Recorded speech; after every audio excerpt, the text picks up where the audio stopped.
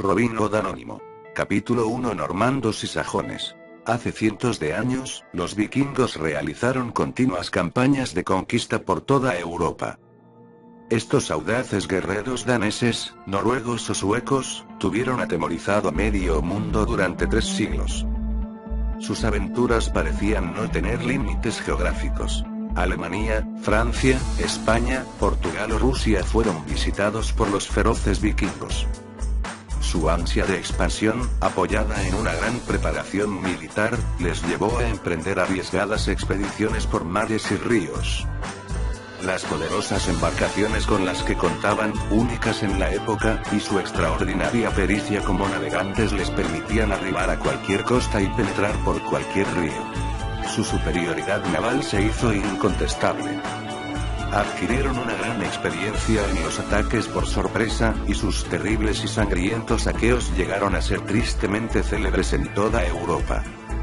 Uno de estos pueblos vikingos, asentado desde hacía años en Normandía, emprendió la invasión de la vecina Inglaterra. Este país, no muy lejano de las costas normandas, resultaba muy vulnerable por mar. La longitud de su litoral no permitía ni una vigilancia completa, ni una concentración rápida de las tropas para rechazar un desembarco. Todo esto no pasó inadvertido a los ojos del duque normando Guillermo que, movido por su ambición y deseo de gloria, decidió preparar a conciencia el ataque a la isla. Venceremos a los sajones, arengaba Guillermo a sus tropas. Con la conquista de Inglaterra, nuestro poder se extenderá a otros reinos. ¡Viva el duque Guillermo!, gritaban exaltados los caballeros normandos. Guillermo de Normandía, animado por el apoyo de los suyos, continuó diciendo: los sajones vencieron a nuestros antepasados muchas veces. Fueron más fuertes, más decididos, más inteligentes, pero ahora no lo serán. Ha llegado por fin nuestro momento y ha llegado su hora. Los aplausos y las vivas al duque Guillermo cesaron al acabar aquella multitudinaria reunión. Pero el fervor y la entrega de su ejército lo acompañarían de forma permanente durante toda la expedición. Meses después, las naves capitaneadas por el duque Guillermo eran avistadas en las costas inglesas. «Señor, se acercan barcos normandos», comunicó un vigía al monarca sajón. Los sajones no estaban preparados para competir contra un peligro que procedía del mar. «Disponed todas las fuerzas posibles en tierra», ordenó el rey inglés. «Debemos evitar el desembarco». Una pequeña guarnición intentó impedir que los normandos tomaran tierra, pero no lo consiguió. Así, Guillermo de Normandía desembarcó en las costas inglesas, y con sus valerosos guerreros avanzó hacia el interior. Los sajones, en clara inferioridad numérica, se habían visto obligados a improvisar la decisiva batalla en Hastings. Poco duró el combate. El soberano inglés cayó mortalmente herido y el ejército sajón se rindió incondicionalmente. Las tropas del duque Guillermo siguieron avanzando hasta Londres, donde se libró una última batalla con la que desapareció la débil resistencia sajona. La expedición normanda había sido un rotundo éxito. En recuerdo de su victoria, el ya nuevo rey de Inglaterra, Guillermo I el Conquistador, tras ser coronado, mandó construir la célebre Torre de Londres. Esta torre serviría de cárcel para numerosos y destacados personajes a lo largo de muchos años de la historia inglesa. Guillermo I, tras su victoria, dedicó sus esfuerzos a pacificar el país, y tomó algunas medidas para proteger a los sajones. «Os aconsejo prudencia», recomendaba el rey a sus nobles. «Debemos ser respetuosos con los vencidos. Solo así conseguiremos la prosperidad en todas nuestras tierras. Solo así lograremos una pacífica convivencia». Desgraciadamente, no todos los seguidores del rey Guillermo pensaban como él. Aprovechando una larga estancia del rey Guillermo en sus posesiones de Francia, los nobles normandos, elevados por su soberbia y ambición, no cesaron de causar humillaciones a los derrotados. Las cargas tributarias se hicieron cada vez más angustiosas, insoportables para los pobres súbditos. Los sajones se sublevaron en masa contra los opresores. Campesinos, artesanos y nobles unieron sus esfuerzos contra el enemigo común, los normandos. Ya está bien, decía indignado un caballero sajón. No podemos seguir tolerando las injusticias de los normandos. Quieren hacer de nosotros sus esclavos. Debemos combatirlos y ser capaces de librarnos de ellos para siempre. Hay que quitarles el poder. Tenemos que ser gobernados por un rey sajón. El rey Guillermo, que había estado ausente de Inglaterra, encontró a su vuelta un país levantado en armas. Los sajones mostraban más rebeldes de lo que en un principio se podía suponer. Los nobles normandos decían a su rey: Señor, elevado por vuestra bondad y magnanimidad, habéis tratado demasiado bien a los sajones. Mirad cómo os lo agradecen. Majestad, habéis respetado a vuestros súbditos, no les habéis expropiado sus tierras y, en cambio, ellos se sublevan contra vos. Son unos desagradecidos. El rey Guillermo, ajeno a los desmanes de sus nobles y desconociendo las razones por las que sus súbditos sajones se rebelaban contra él, creyó las acusaciones de sus varones. Caballeros, creí que los ánimos se apaciguarían. Creí que, poco a poco, los sajones olvidarían la derrota de Hastings y acabarían aceptándonos. Ahora creo que no lo harán nunca, dijo el rey en tono de lamento. Así, tomó la decisión de actuar de inmediato y con contundencia contra los sajones. Despojó a muchos nobles de sus posesiones bajo acusación de haber promovido o respaldado la rebelión, y aplastó cruelmente a los rebeldes. Pese a todo, los sajones continuaron organizándose. Crearon un verdadero ejército clandestino que, en forma de guerrilla, hostigaba sin tregua a los normandos. Los focos de resistencia contra los colonizadores se hicieron constantes. La anhelada paz en Inglaterra se veía cada vez más lejana, y los normandos, aún ricos y poderosos, no podían vivir tranquilos a causa de las frecuentes insurrecciones de los sajones. Murió Guillermo I el Conquistador en guerra contra Francia y sus inmediatos sucesores, durante años y años, tampoco conseguirían apaciguar Inglaterra. La desconfianza de los sajones hacia los normandos estaba ya tan arraigada que se había convertido en un obstáculo insalvable entre los dos pueblos. Los planes de pacificación de los distintos reyes fallaban estrepitosamente y las revueltas continuaban. Estas eran contestadas con absoluta represión, lo que daba lugar a nuevos enfrentamientos, cada vez más sangrientos. La espiral de violencia parecía no tener fin. El rey Enrique de Plantagenet, nieto de Guillermo I, subió al trono y se propuso, como principal objetivo de su reinado, acabar con aquellas luchas sin sentido. Para este propósito, pensó que debía atraerse, en primer lugar, a algunos influyentes nobles sajones. Para conseguirlo, no escatimó tiempo y esfuerzo el ilusionado rey. Capítulo 2. Dos nobles familias sajonas. En un majestuoso castillo cercano a la bulliciosa ciudad de Nottingham vivía Edward Fitzwalter, conde de Sherwood, y su esposa Alicia de Noridon. Los dos eran sajones. El matrimonio mantenía escasas relaciones sociales y permanecía alejado de las intrigas de la época. El conde de Sherwood no había participado en ninguna sublevación contra los normandos y estos, aún de mala gana, se habían visto obligados a respetar al conde y sus posesiones. Aunque no fue atacado nunca frontalmente, Edward Fitzwalter tampoco era mirado con buenos ojos por la nobleza normanda, en la que existía cierto recelo.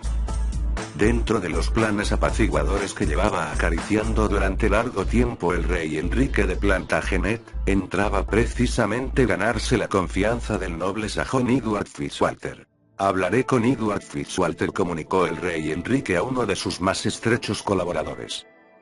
Si consigo la adhesión del conde, tal vez otros nobles sajones lo secunden y poco a poco logremos el respaldo de todos.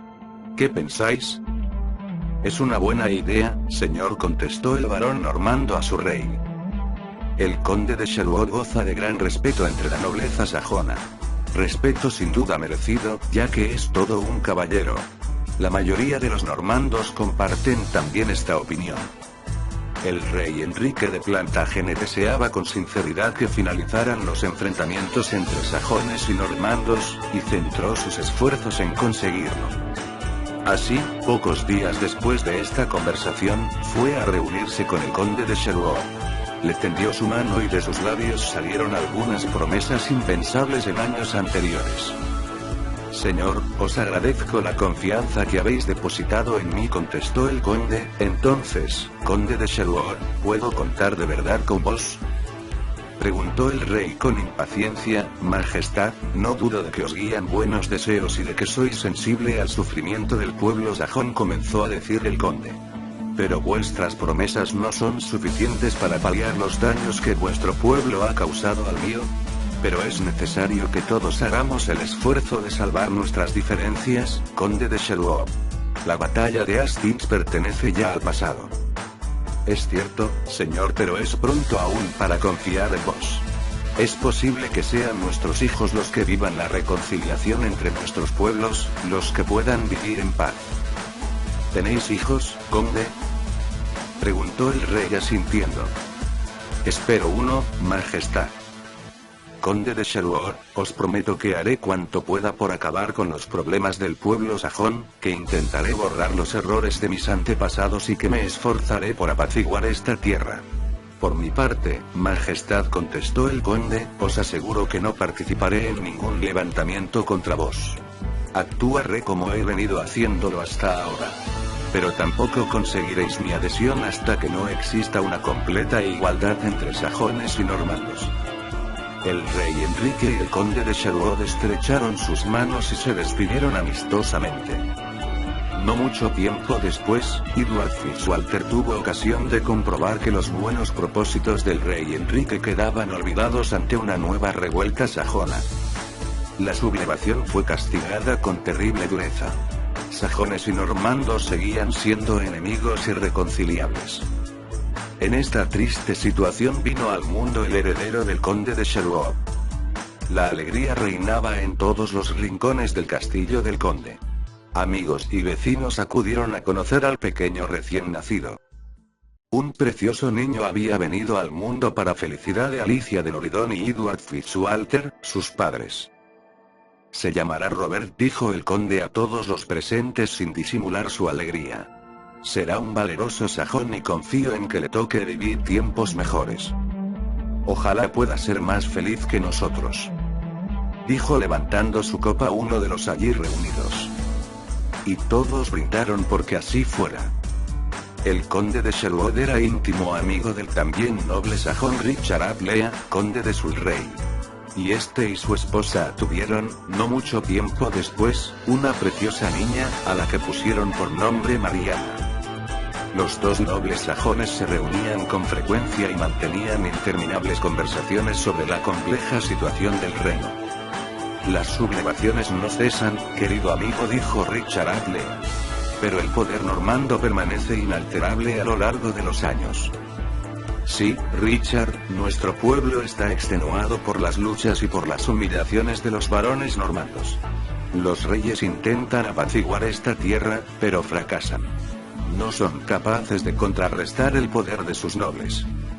Y mientras tanto, ¿por qué luchamos ya los sajones, después de tanto tiempo? Todo parece ser una locura colectiva que no tiene fin. Ojalá Inglaterra tenga pronto un rey poderoso y justo que haga posible la igualdad entre sajones y normandos, contestó con tristeza Edward Fitzwalter, pero los dos nobles sajones también aprovechaban su compañía para sonar, al calor de la chimenea de uno a otro castillo. El sueño que compartían era que Robert y Mariana, y llegado el momento, se unieran en matrimonio. Nuestra amistad, conde de Surrey, quedaría coronada por la unión de nuestros hijos. Nada me agradaría más, Edward, que emparentar con vos. Y estoy seguro además de que mi hija sería muy feliz con Robert. Pasaron unos años y murió el rey Enrique de Plantagenet. Pocos meses antes, el conde de Sherwood había perdido a su querida esposa Alicia. La única satisfacción de Edward Fitzwalter era tener cerca a su hijo Robin, como le llamaban todos cariñosamente, convertido ya en un apuesto joven. ¿Qué pasará ahora, padre, que el rey ha muerto? Preguntó Robin ante la reciente noticia. ¿Subirá al trono su hijo Ricardo, Robin? ¿Será un buen rey? ¿Lo conoces?, preguntaba con avidez Robin. Lo conozco poco, hijo. Pero deseo que consiga hacer de Inglaterra un gran reino en el que se viva en paz. Capítulo 3. Un nuevo rey. Ricardo Corazón de León. Como estaba previsto, tras la muerte del rey Enrique de Plantagenet subió al trono su hijo mayor, Ricardo I, conocido con el sobrenombre de Corazón de León por su nobleza y valentía. El nuevo rey era muy sensible a la miseria en la que vivían los súbditos sajones. Conocía también los intentos que sus antepasados y, en especial, su padre, habían hecho por cambiar esa situación, sin conseguirlo. Pero él estaba decidido a dar un giro definitivo al curso de los hechos. Deseaba ser el rey de un país en el que, de una vez por todas, no existieran ni vencedores ni vencidos. Debemos construir una nueva Inglaterra. Pacífica, respetada en el exterior, poderosa, decía ilusionado el nuevo rey. Para ello se necesita la colaboración de todos por igual, sajones y normandos, nobles y plebeyos. Todos tendrán un lugar en el nuevo reino. El rey Ricardo empezó a captar muy pronto la confianza de sus súbditos, ya fueran sajones o normandos. Entre sus más entusiastas seguidores estaban su esposa Berengaria, Lady Edith Plantagenet, su prima, y la reina madre, Leonor. Entre las primeras medidas que tomó Ricardo Corazón de León, en aras de una mayor igualdad entre sus súbditos, estaba la estricta prohibición de infligir castigos corporales a los siervos, tratados como verdaderos esclavos, y la libertad de caza en los bosques, hasta ahora privilegio de los normandos. El rey Ricardo, con su bondad y su carácter conciliador, hizo cicatrizar las heridas abiertas entre los dos pueblos. Todos lo aceptaron para que fuera el rey de todos. Odios y rencillas parecieron quedar adormecidos en un profundo sueño. Pero Ricardo Corazón de León pasaría poco tiempo en su país. Así, tuvo que acudir a la llamada del Papa Clemente III para participar en la Tercera Cruzada, con el fin de liberar Jerusalén, en manos del musulmán Saladino. El rey, antes de su partida, tuvo grandes dudas. ¿Cómo voy a ausentarme de Inglaterra durante tanto tiempo, y precisamente ahora, cuando más me necesitan mis súbditos?, se lamentaba. Mas su deber como rey cristiano, su deseo de lucha contra los infieles y el sincero mensaje recibido del Papa ofreciéndole la dirección de la cruzada, hicieron que Ricardo tomara finalmente la decisión de partir hacia Tierra Santa. Conquistaré Jerusalén. Se la arrebataré a los infieles. Decía con absoluta seguridad el rey. Durante su ausencia ocuparía el trono su hermano Juan I, conocido como Juan sin tierra. Partid tranquilo, hermano mío. Aquí me encontraréis a vuestra vuelta y aquí encontraréis vuestro amado reino, dijo Juan sin tierra a Ricardo en el momento de su marcha. Gracias, hermano. Sé que puedo confiar en vos. Sé que gobernaréis como yo lo haría y que cuidaréis de nuestros súbditos. Me voy tranquilo porque sé que Inglaterra queda en buenas manos. Y, seguido de su séquito, Ricardo Corazón de León abandonó, quién sabe por cuántos años, su querida Inglaterra. Juan sin tierra, en muy poco tiempo, acabó con los importantes logros de su hermano. Sembró de nuevo la desconfianza y resurgió la discordia. Su crueldad y avaricia volvieron a abrir el abismo entre sajones y normandos. Estaba convencido de que los normandos eran una clase superior y de que solo a ellos les correspondía el poder. La sed de venganza parecía el único móvil que empujaba a quien regentaba el destino de Inglaterra. No podemos seguir tolerando las continuas revueltas de los sajones, dijo Juan sin tierra. Así se hará, majestad. No lo dudéis, asintieron sus colaboradores más allegados. Pero, señor, vivimos por primera vez una larga época de paz. Los sajones están ahora muy tranquilos, intervino un varón normando allí presente. ¡Qué ingenuo sois, caballero!, contestó con desprecio el príncipe. ¿Acaso creéis que los sajones han dejado de tramar conspiraciones contra mi persona? ¿Pensáis tal vez que se resignan a estar bajo una dinastía normanda? Estúpido. El varón que había manifestado públicamente su disconformidad con las palabras del príncipe era Sir Percy Wald, quien abandonó la sala inmediatamente. Sir Percy Wald no estaba de acuerdo con las ideas del príncipe Juan. Pensaba que lo peor para Inglaterra era volver a los tiempos de crueldad y enfrentamientos que, afortunadamente, habían sido ya superados. Pero Juan sin tierra no estaba dispuesto a aceptar ninguna opinión que no coincidiera con la suya. Y por ese motivo, Sir Percy Wald quedó automáticamente fuera de su círculo de confianza. Durante uno de los frecuentes encuentros entre Edward Fitzwalter y Richard Adelea, los dos nobles se confesaron su preocupación por los rumores que corrían acerca del príncipe Juan. No parece que vaya a seguir los pasos de su hermano, dijo Richard Adelea a su amigo. El rey Ricardo fue demasiado bondadoso al confiar en su hermano, repuso Edward Fitzwalter. De todas formas, el príncipe Juan no se atreverá a ir contra las medidas adoptadas por el rey. Ojalá que así sea, Edward. Pero se me ocurre una cosa. El príncipe no ignora que no simpatizamos con él. Quiero proponerte que, si a ti o a mí nos ocurriera algo, el otro iría a hacérselo saber al rey a Tierra Santa. De acuerdo, Richard. No transcurrió mucho tiempo sin que se confirmaran los temores que se habían confesado los dos nobles sajones. El príncipe Juan, apoyado por un grupo de incondicionales normandos, comenzó a romper las normas que había dictado su hermano. Inglaterra parecía dirigirse hacia un trágico destino en el que solo se oyera el lenguaje de las armas. Un desgraciado día, el conde de Sherwood apareció muerto en el campo. Había salido por la mañana a visitar a un vecino. De regreso a su castillo, un grupo de encapuchados lo atacó y lo dejó muerto en el camino. El fiel Richard Adelea acompañó a Robin en tan duros momentos. Estuvo con él durante el entierro de su querido amigo y alentó al desconsolado hijo. No dejes que la pena inunde tu corazón. Eres el heredero de Sherwood y debes hacer honor a tu apellido, dijo Richard a Robin, sin poder contener su emoción. El conde de Surrey no quiso comunicar, ni siquiera a Robin, sus sospechas de que el propio príncipe Juan podría estar implicado en la muerte de su amigo, de que todo hubiera sido una acción preparada por él y sus secuaces.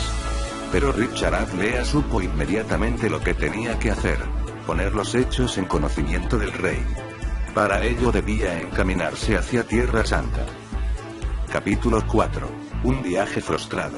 Llevado por el deseo de que se hiciera justicia por la muerte de su amigo y tratando de evitar males peores para Inglaterra, Richard Adelea se dispuso a realizar los preparativos para su viaje a Tierra Santa. Había asuntos importantes que tenía que resolver. Conseguir dinero para poder fletar un barco y pagar a los hombres armados que lo acompañarían, y dejar a alguien encargado de la custodia de su hija.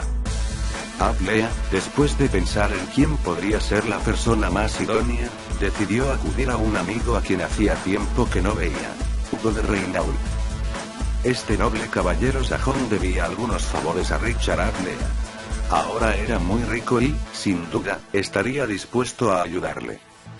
Pero, a veces, el tiempo hace cambiar a los hombres, y lo que no podía imaginar Richard Adelea es que Hugo de Reinault fuera en ese momento partidario de Juan sin tierra. El príncipe Juan comenzaba a contar con un buen número de adeptos, muchos de ellos sajones. La mayoría de los caballeros reclutados lo había sido a cambio de dinero contante y sonante, o bien con la promesa de ser fuertemente recompensados con tierras y privilegios. Este era el caso de los hermanos Robert y Hugo de Reinault, Uri de Gisborne, Arthur Reyes y tantos otros. Todos ellos fueron capaces de traicionar a su legítimo rey, a su pueblo, a sus amigos y compañeros, incluso a sí mismos, exclusivamente por dinero y poder. A un hombre a calaña, a Hugo de Reinault, fue a quien se dirigió el noble Richard Adelea en busca de ayuda. ¿Qué os trae por aquí, querido amigo? ¿Cuánto tiempo sin veros? Saludó de forma efusiva Hugo de Reinault al recién ilegado. Yo también me alegro de veros, Hugo, aunque hubiera deseado que no fuera en esta ocasión, dijo con tristeza Richard Adelea. Hablad presto, Richard. ¿Qué sucede? puedo confiar en vos? Lo que quiero contaros no lo he hablado con nadie, dijo tomando precauciones Richard Adlea. Soy vuestro amigo, Richard. No he olvidado cuando me ayudasteis y si hay algo que esté en mi mano, no dudéis en que podéis contar con ello. Además, soy sajón hasta la médula. Hace unos días murió el conde de Sherwood a manos de seguidores del príncipe Juan, dijo bajando la voz Richard Adlea. ¿Estáis seguro? ¿Cómo lo habéis descubierto? No tengo pruebas, Hugo. Pero tengo la más absoluta certeza de ello. Mira lo que está ocurriendo en Inglaterra. Y bien, ¿qué podemos hacer, querido amigo? Yo debo ir a Tierra Santa a poner los hechos en conocimiento del rey. Así lo decidimos Edward Fitzwalter y yo si a alguno de nosotros le sucedía algo. Entonces, ¿para qué me necesitáis? Preciso fletar un barco a ir acompañado de un grupo de soldados. En este momento no tengo el dinero necesario. Para eso he venido a veros, para que me prestéis, si podéis, ese dinero. Ahora mismo no dispongo de la cantidad que necesitáis. Tendría que pedirlo yo y cobraros los intereses correspondientes. No importa, Hugo. Hagámoslo como decís. No estoy en condiciones de poder elegir ni de poder esperar. Mañana tendréis el dinero, Richard. Ahora, tomemos una copa de vino y brindemos por vuestro viaje. Gracias, amigo. Necesito aún pediros otro favor, quizá más importante que el anterior. Como sabéis, tengo una hija. Deseo que, durante el tiempo que yo esté fuera, ella permanezca en un convento y vos seáis su tutor. Os agradezco la confianza que depositáis en mí, Richard. Seré un verdadero padre para vuestra hija mientras estéis ausente. Por supuesto que os dejaré el poder legal correspondiente y os compensaré por las molestias que todo esto os cause. Unos días después, tras firmar todos los documentos, Richard Adlea se hacía a la mar con el barco y la tripulación proporcionados por Hugo de Reinault. Nada más zarpar Richard Adlea, Hugo se dirigió al palacio de Juan sin Tierra. Allí le esperaba el nutrido grupo de caballeros adeptos al príncipe y el propio príncipe en persona. De Reinault contó a sus amigos lo ocurrido con Adlea. «¿Pero, le habéis dejado partir a Tierra Santa?», preguntó con indignación y la voz temblorosa el príncipe Juan. «Tranquilo, señor. Los hombres que lo acompañan llevan órdenes muy claras. Si no me fallan los cálculos, a estas horas ya se habrán amotinado contra el conde de Sulrey, y estarán de vuelta dentro de muy poco en el puerto del que salieron. De ahí, el conde pasará a la más oscura mazmorra de mi castillo». «Sois muy listo, Hugo», afirmaron todos. «Pero hay más, señores. Tengo documentos legales firmados de puño y letra por Richard Adlea por los que sus bienes pasarán a mis manos y, como tutor de su hija, también me pertenecerán los de ella. Así, no solo me he deshecho de un enemigo de vos, príncipe, sino que además nos repartiremos la apreciable fortuna de los Adlea». La reunión acabó con aplausos dirigidos al astuto Hugo de Reinault y con un brindis dedicado al talento y la sagacidad del noble. Pocos días después, tal y como había previsto el traidor sajón, Richard Adlea era llevado a Tell. «Hugo, ha sido una terrible experiencia». Los soldados se amotinaron. «¿Quién sois?», interrumpió bruscamente Hugo de Reinault a Richard, que presentaba un aspecto lamentable. «¿No me reconocéis, Hugo? Soy Richard Adlea, vuestro amigo». «Imposible. Richard Adlea salió hace unos días hacia Tierra Santa. Yo mismo le proporcioné el barco y la tripulación. Vos debéis de ser un impostor. Guardias, encerradle». En ese mismo momento, Richard Adlea comprendió que había sido víctima de un engaño. Más que eso, de una terrible traición. A quien había considerado un amigo no era más que un traidor, un vendido a la causa de Juan sin Tierra. Pero ahora, su triste realidad es que estaba en manos de un hombre sin escrúpulos. Pero no solo él, sino también su querida hija y todos sus bienes. Richard Adlea lloró amargamente en su celda. Un triste llanto derramado por quien se sentía el ser más infeliz y solo de la tierra. Nunca unas lágrimas habían sido muestra de un dolor tan hondo, de una desesperación tan profunda. Capítulo 5. La primera acción de Robin. Tras la muerte de su padre, el joven Robin se vio sumido en la tristeza y en la desolación. Aún sin sospechar la verdad, el heredero de Sherwood se sentía solo y desgraciado, sin el padre con el que tanto compartía y del que tanto había aprendido. Intentando hacer algo por cambiar su triste estado de ánimo, decidió buscar la compañía de las dos personas en las que más confiaba y a las que más cariño tenía: Richard Aplea y su hija Mariana. Se dirigió al castillo de los Aplea y, allí, uno de los sirvientes le informó de que el conde había partido a Tierra Santa y que Mariana se encontraba en el castillo de Hugo de Reinault, su tutor por decisión paterna. Robin, extrañadísimo, comentó: «En el castillo de Hugo de Reinault. Qué raro. Ese caballero tiene fama de ser un cruel prestamista que ha ido despojando de sus tierras a medio condado. Además es el hermano de Robert, corregidor de Nottingham». «Pero, señor, son sajones», le dijo el sirviente de los Aplea. «Aun siéndolo, no me fío de ellos», contestó Robin. Robin abandonó el castillo del que fuera gran amigo de su padre y decidió visitar a Hugo de Reinault para entrevistarse con Mariana. «¿Qué os trae por aquí, señor Fitzwalter? Creo que vos sabéis dónde se encuentra el señor Aplea». «Efectivamente. Mi amigo Richard Aplea», habló Hugo poniendo mucho énfasis en las palabras. «Mi amigo me pidió prestado dinero para ir a Tierra Santa. Y hacia allí se dirige gracias a mi ayuda». «¿Y Mariana? ¿Podría hablar con ella?», preguntó Robin. «Soy legalmente el tutor de Mariana y en este momento no podéis verla». «¿Acaso tenéis miedo de que hable con ella? ¿Ocultáis algo, señor Hugo de Reinault?», dijo Robin con tono acusador. «No tengo nada que ocultar, señor Fitzwalter. Es mi palabra de caballero. Ahora, váyase. No puedo perder más tiempo. Soldados, acompañen al señor». Y rodeado de un grupo de hombres armados, Robin abandonó el castillo de Hugo de Reinault. El señor de Reinault tuvo la impresión de que el joven Robin sospechaba algo. Y lo mismo parecía ocurrir con Mariana. La joven había pronunciado algunas palabras, en la conversación que los dos mantuvieron, que denotaban cierta desconfianza hacia él y cierta extrañeza de que su padre hubiera tomado las decisiones que parecía haber tomado.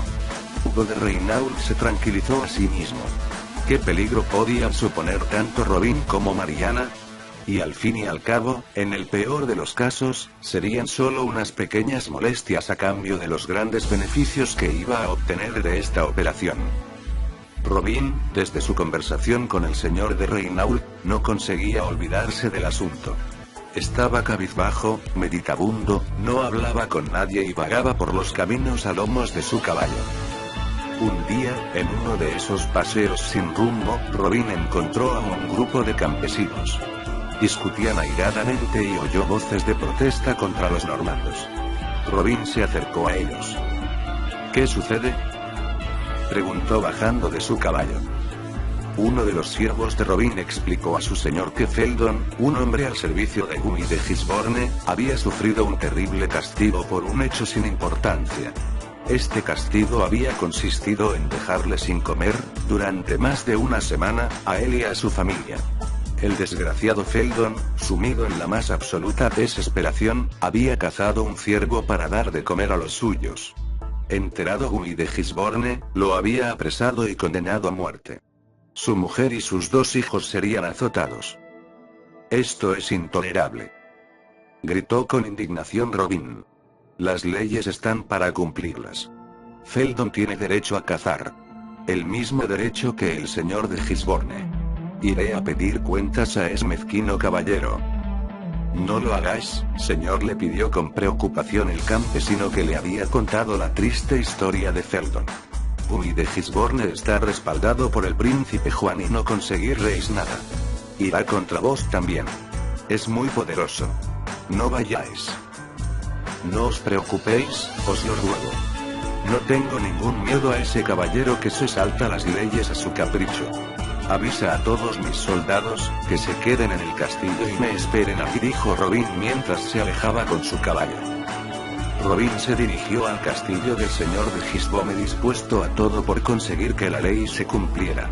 No podía consentir que un señor dispusiera de la vida de un hombre. Daba igual que fuera normando o sajón. Era una vida humana y, como tal, merecía respeto. Estas enseñanzas de respeto y amor al prójimo las había recibido Robin de su padre. ¡Ay, cuánto le echo de menos! Cuánto podría haberme ayudado mi padre en estas circunstancias y en otras que sin duda me deparará la vida. Ni siquiera cuento con el buen consejo del señor Adlea. ¡Qué solo estoy!, pensaba Robin mientras se dirigía a ver al señor de Gisborne. Poco después llegaba a las puertas del castillo y pedía ser recibido por el señor. Mientras tanto, observó los preparativos que se realizaban para llevar a cabo la ejecución de Feldon. Señor Fitzwalter, no sé qué hace un noble sajón bajo mi techo. Ya sé que visitasteis a Hugo de Reinault, pero... ¿Qué, por cierto, también es noble sajón?, le interrumpió irónicamente Robin. Basta de bromas, joven, dijo con crispación Guy de Gisborne. Yo no sé nada de Richard Adlea ni de su hija. No es ese el motivo de mi visita, vengo a impedir la muerte de su siervo, ese pobre desdichado al que pensáis ejecutar por hacer uso de su derecho a cazar. ¿Acaso habéis olvidado que la caza no es un privilegio normando según las leyes de nuestro rey? ¿Qué rey?, preguntó cínicamente Guy de Gisborne. Yo solo tengo un rey, y es el príncipe Juan. Si es el príncipe Juan el que está detrás de esto, vos y él estáis violando las leyes. No podéis matar a ese hombre ni torturar a su familia. Que se suspenda la ejecución, gritó Robin. Meteos en vuestros asuntos, jovencito. La ejecución se llevará a cabo, por encima de vos si es preciso. Robin se fue sin siquiera despedirse. Se dirigió a su castillo. Allí le aguardaban sus hombres, preparados para lo que él dispusiera. La orden de Robin fue atacar la fortaleza del señor de Gisborne para liberar a su vasallo Feldon. Robin y sus hombres no tuvieron en cuenta ni su inferioridad numérica ni el peligro que corrían. La sed de justicia e igualdad les hacía enfrentarse valerosamente al enemigo. Guy de Gisborne y sus soldados no esperaban el ataque. Fue un verdadero asalto por sorpresa. Casi no hubo respuesta. No les dio tiempo a reaccionar, ni siquiera llegar a las armas. Robin, con sus propias manos, liberó al desdichado Feldon, que no podía creer lo que estaba viendo. Una vez alcanzado su objetivo, Robin y Feldon en el mismo caballo, seguidos por los hombres que habían hecho posible la victoria, se alejaron al galope. Más tarde, pudieron respirar tranquilos en los aposentos del castillo de Charlotte.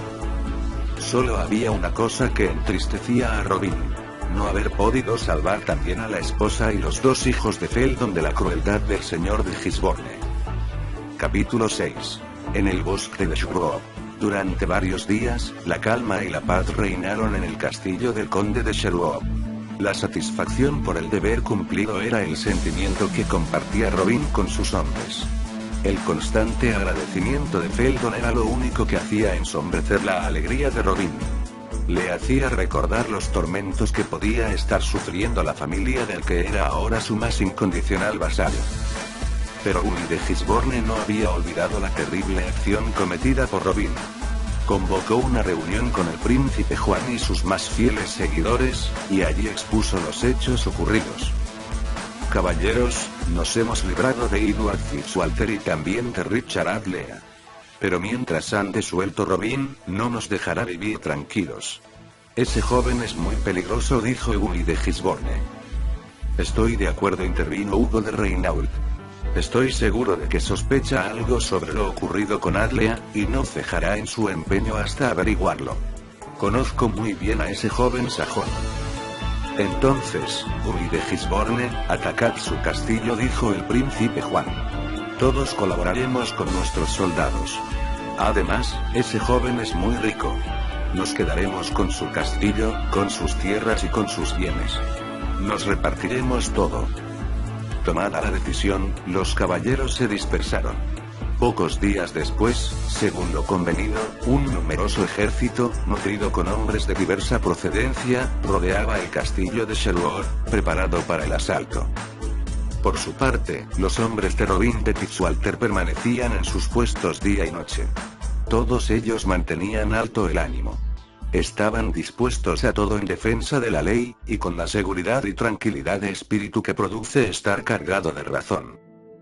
Después de un mes de asedio al castillo de Sherwood, las frecuentes escaramuzas no supusieron ninguna rotunda victoria para los atacantes ni ninguna sonada derrota para los atacados. Aparte del agotamiento que empezaba a hacer mella en las tropas atacantes, esta expedición empezó a ser duramente criticada por numerosos nobles, tanto sajones como normandos. Todos sospechaban que el príncipe respaldaba tal acción. Todos sabían perfectamente quiénes eran Guy de Gisborne y el pequeño e influyente grupo que rodeaba a Juan sin tierra. Se convocó una nueva reunión para discutir qué era lo más conveniente, dadas las actuales circunstancias. Como en otras ocasiones, Hugo de Reinaud fue el que aportó la idea más diabólica para acabar con aquella situación. Señores, creo que se debe enviar un mensajero que anuncie el perdón a Feldon y a los que, como él, se refugiaron en el castillo. Pero estáis loco, Hugo. Interrumpió con furia Guy de Gisborne. Calma, escuchadme. Debéis ordenar el perdón de Feldon y de todos vuestros vasallos que han ido engrosando las filas de Robin. Mandad que todas las mujeres e hijos de los rebeldes sean llevados a las murallas del castillo. Si esos rebeldes no aceptan el perdón que les concedéis, sus familias serán ejecutadas. Os aseguro que las esposas convencerán por sí mismas a sus maridos.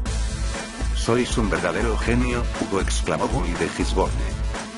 Los acontecimientos se desarrollaron tal y como había previsto el astuto Hugo de Reinaud.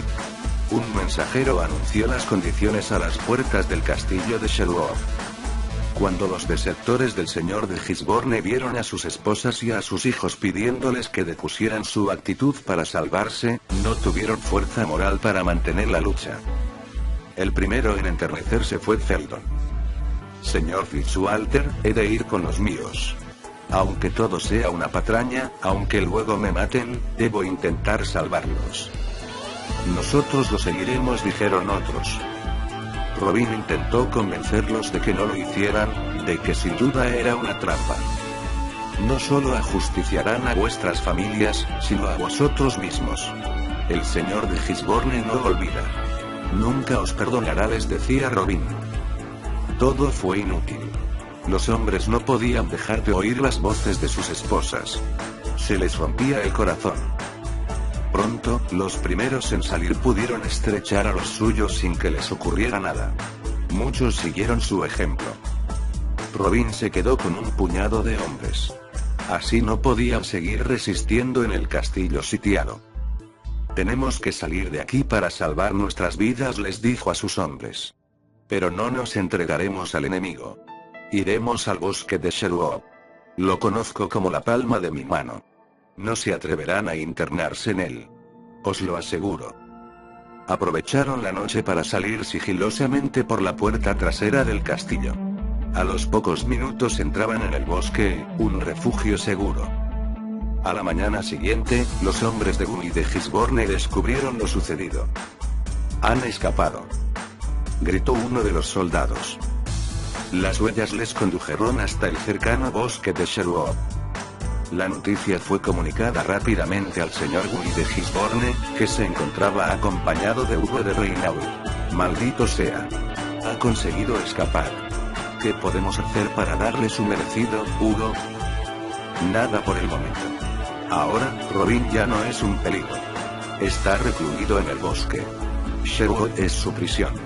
Si sale de ahí, caerá en nuestras manos. Es cierto, Hugo. Ya no hay nada que temer. Pediremos al príncipe que lo declare proscrito, un ciudadano fuera de la ley. A él y a sus hombres, por supuesto. Brindemos, amigo, por las ganancias obtenidas. Tierras, dinero, un castillo, hay mucho para repartir entre todos, dijo el interesado Reinaud. Mientras tanto, Robin reflexionaba en Sherwood sobre todo lo que había ocurrido. No se arrepentía de nada. Volvería a actuar de la misma manera otra vez. Pero estaba preocupado. ¿Cuánto tiempo pasaría sin que pudieran salir del bosque de Sherwood? ¿Qué les habría ocurrido a Feldon y a los demás? A los pocos días recibieron la visita de un pastor que había descubierto un camino sin vigilancia por el que llegar al bosque. El pastor les contó que Feldon y 5 hombres más habían sido ejecutados. Todos los demás habían recibido crueles castigos y sus familias morían de hambre. Lo sabía. No deberían haber creído al mensajero del señor de Gisborne, se lamentó Robin. Todos los que viven están arrepentidos de lo que hicieron, Robin, dijo el pastor. La gente de la comarca admira vuestro comportamiento y quiere ayudaros. ¿Qué podemos hacer? Necesitamos más hombres y comida, dijo Robin. El pastor cumplió su promesa. Fue reclutando hombres jóvenes y les hizo llegar alimentos. El grupo del bosque de Sherwood era ya bastante numeroso. Todos sus miembros juraron lealtad a Robin y se sentían orgullosos de estar a las órdenes del hombre más íntegro y justo del reino.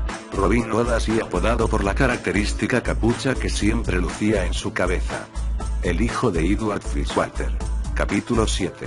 La organización en Sherwood.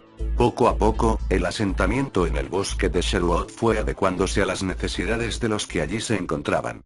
Primero construyeron chozas que les servían de cobijo y, cuando los días se hicieron más fríos, bien entrado el otoño, se vieron obligados a adoptarlas de chimeneas para proporcionarse calor. Aún así, las ropas de Robin y sus hombres fueron convirtiéndose en auténticos harapos, y carecían de mantas con las que abrigarse durante la noche. Robin decidió que había que solucionar este grave problema. Para ello era necesario ir a la ciudad y conseguir lo que necesitaban. Ninguno de los hombres de Robin estaba dispuesto a correr ese riesgo. Preferían seguir soportando el frío y las calamidades que padecían.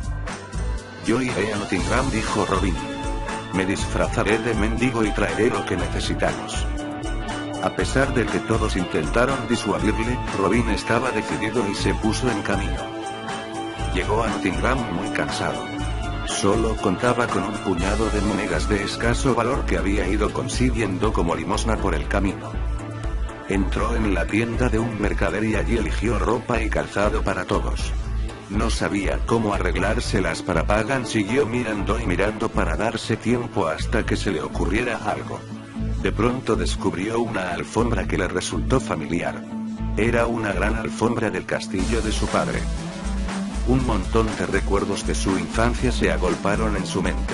Su madre, su padre. Él y Mariana jugando sobre aquella preciosa alfombra, no pudo evitar que se le hiciera un nudo en la garganta y que sus ojos se llenaran de lágrimas. A ver, joven, son 40 libras, dijo el mercader con brusquedad. Esas palabras sacaron a Robin de su ensimismamiento. Le doy estas monedas. Son todo cuanto tengo. Dentro de unos días le pagaré el resto. De ninguna manera. Yo solo vendo al contado. No me fío de nadie. De alguien habrá tenido que fiarse, señor, cuando tiene una alfombra que perteneció a una familia a la que yo conocí hace tiempo. Sus bienes están confiscados y, por tanto, esa alfombra ha tenido que ser robada, dijo Robin pícaramente. Al mercader no le gustó nada lo que acababa de oír. Pensó que aquel muchacho podía ser un enviado del príncipe Juan. Si lo denunciaban, lo ahorcarían.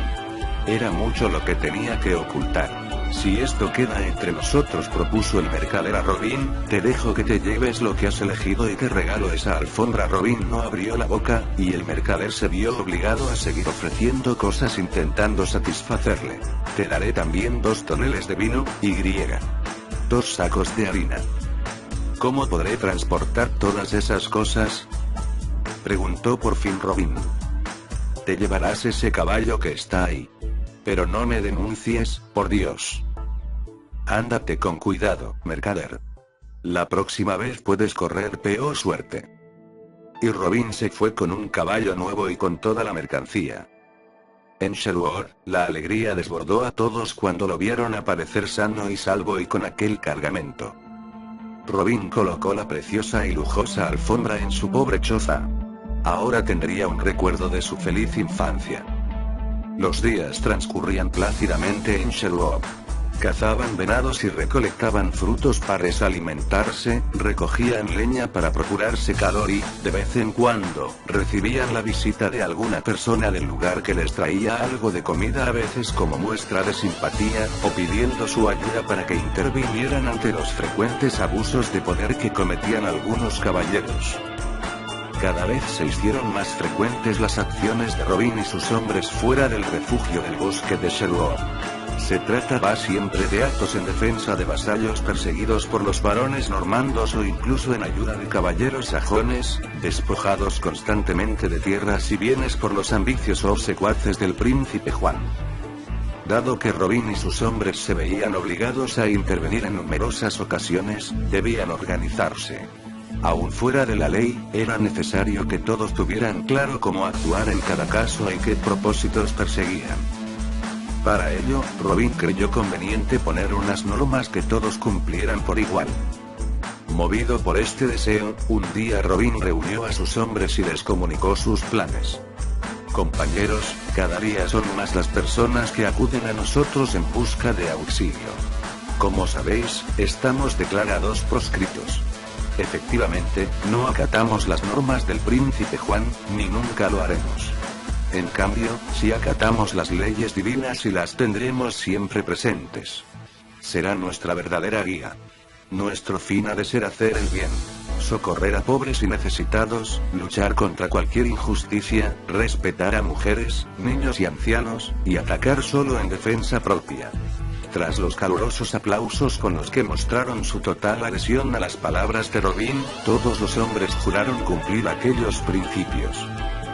Paulatinamente, el número de miembros de la banda de Robin había ido aumentando de manera considerable. Unas veces se unía a ellos algún joven que había presenciado una gloriosa acción.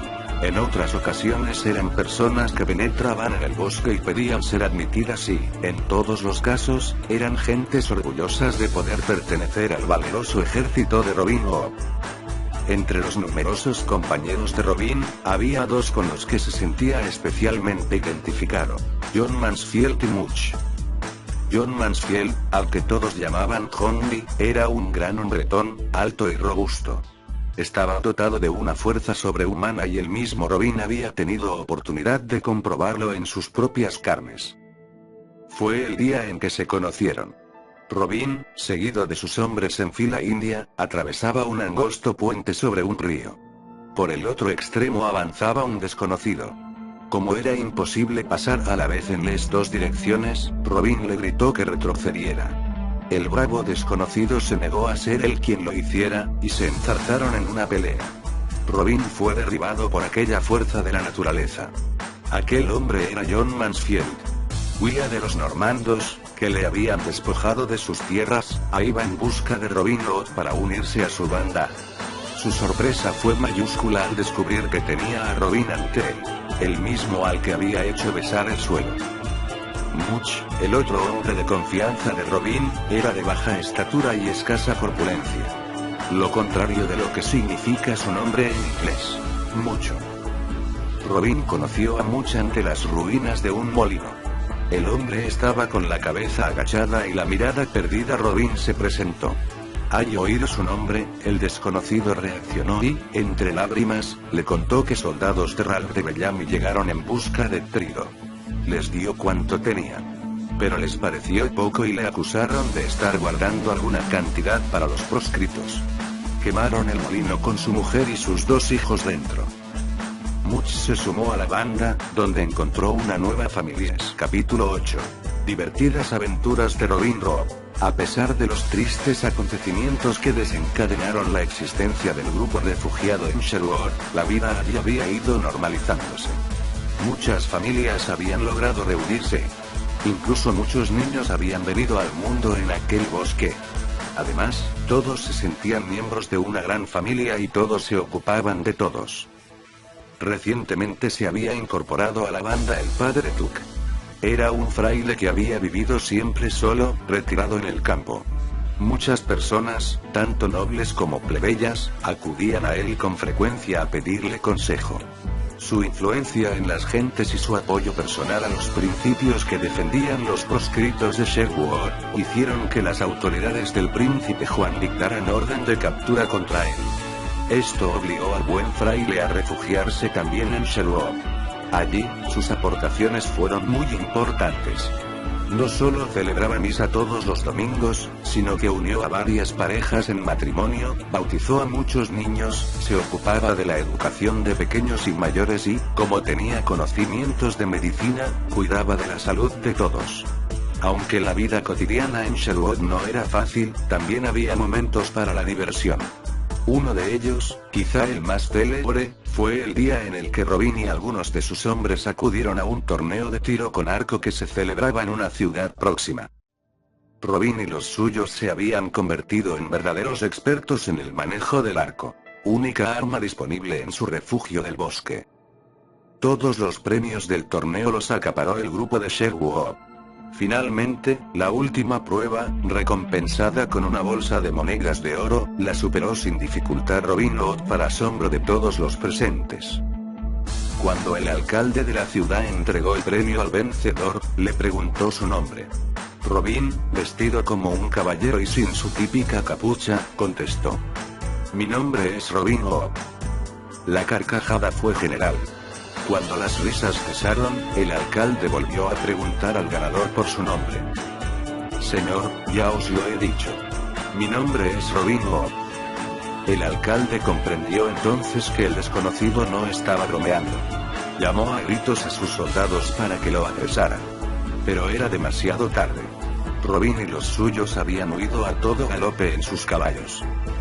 Otra de las más famosas y animadas aventuras de Robin, que demuestra su afán de diversión y su buen humor, comenzó un día cuando encontró en un camino a un anciano alfarero que iba a la ciudad de Nottingham a vender su mercancía. El anciano se mareó y cayó al suelo. Robin se acercó a reanimarlo. Le dijo quién era y le ofreció quedarse en el bosque de Sherwood. Mientras, él mismo iría al mercado y le traería el dinero de la mercancía que vendiese. «Gracias, Robin. Puedo confirmar que lo que he oído sobre vos es cierto. Necesito el dinero para la boda de mi hija, pero está claro que no puedo continuar hasta Nottingham. Acepto vuestro favor y descansaré en Sherwood.